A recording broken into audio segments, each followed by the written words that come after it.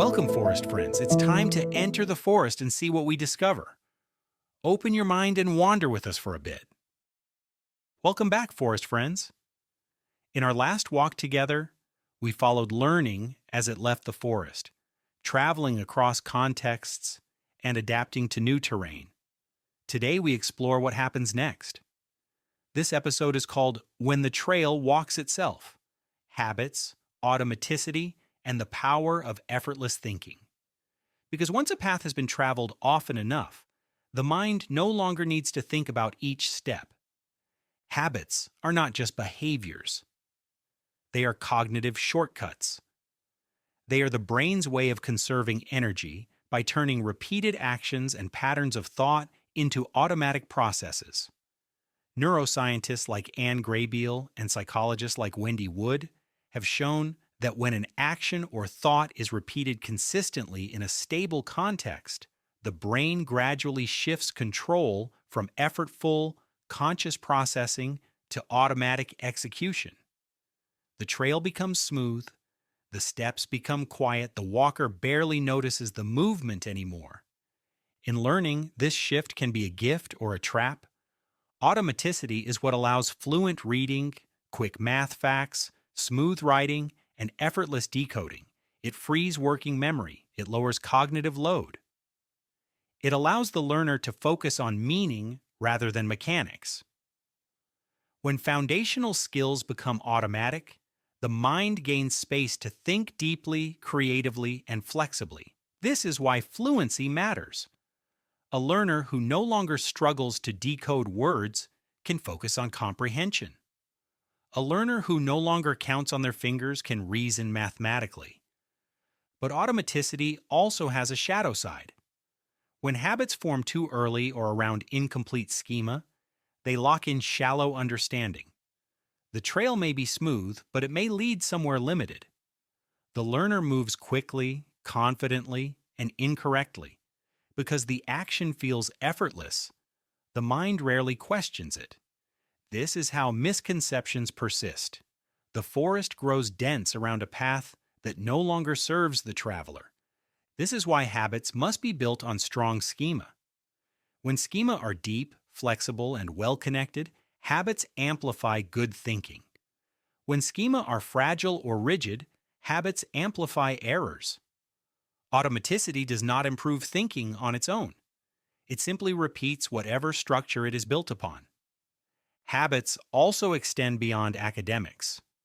Learners form habitual ways of responding to difficulty, feedback, confusion, and success. Some learners habitually pause and plan, others habitually avoid, some habitually ask questions, others habitually withdraw. These patterns often feel like personality, but they are learned trails shaped by experience, emotional tagging, and repeated outcomes. Emotional habits matter just as much as cognitive ones. When a learner repeatedly encounters difficulty in a high-stress environment, the nervous system learns to respond automatically with anxiety or shutdown. The body reacts before the mind has a chance to intervene. Conversely, when difficulty is consistently met with calm support and co-regulation, the learner develops an automatic sense of resilience. The trail that walks itself becomes one of recovery rather than collapse.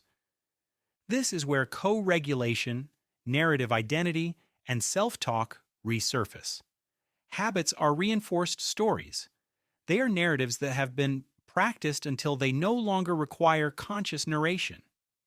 A learner who habitually says, "I can figure this out," has rehearsed that story many times.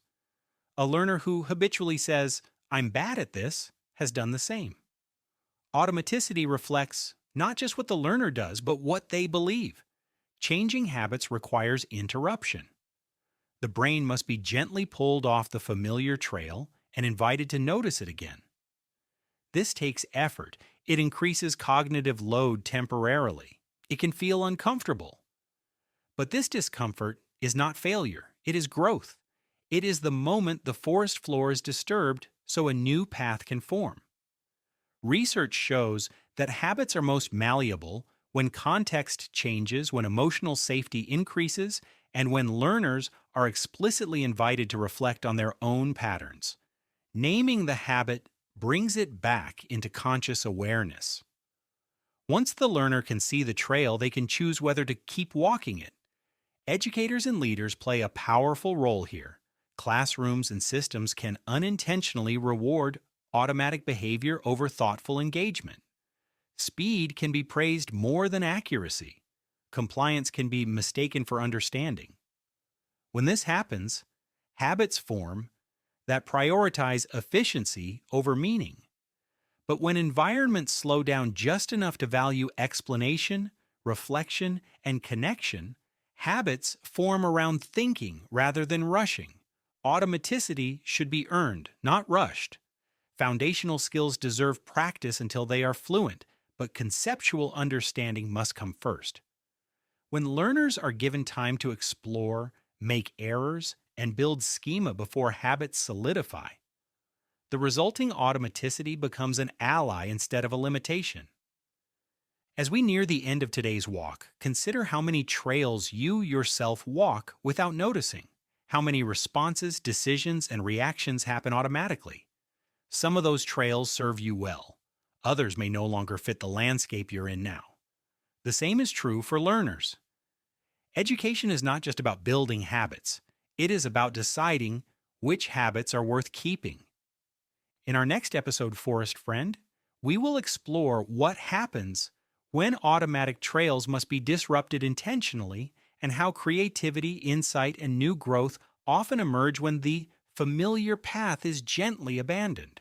Until then, remember this: when the trail walks itself, thinking becomes light. But wisdom lies in knowing when to keep walking and when to pause, look around, and choose a new way forward. We'll see you on the next trail. Thanks for joining us on the Intellectual Hike, Forest Friends. Don't forget to visit us at www.alderbranch.org for more free resources and join our friends today. See you for another brain hiking adventure soon.